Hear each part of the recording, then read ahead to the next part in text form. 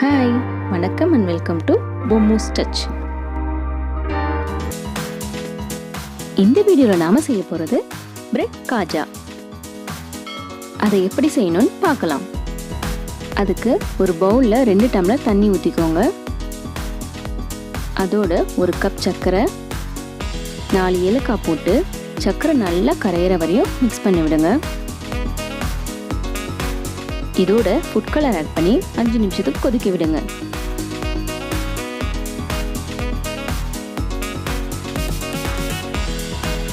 Sugar syrup இது மாதிரி ஸ்டிக்கியாக இருக்கணும்.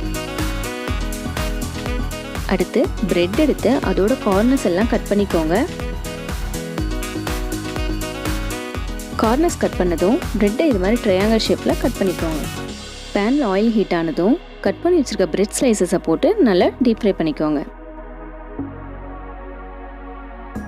பிரெட் குக் ஆயிடுச்சு, நம்ம ஆயிலேருந்து எடுத்துடலாம். ஃப்ரை பண்ண பிரெட் இது மாதிரி நல்லா கிறிஸ்பியாக இருக்கணும். பிரெட்டை சர்விங் பிளேட்டில் வச்சு ஆல்ரெடி ரெடி பண்ணி வச்சுருக்க சுகர் சிரப்பை அதில் ஊற்றிக்கோங்க.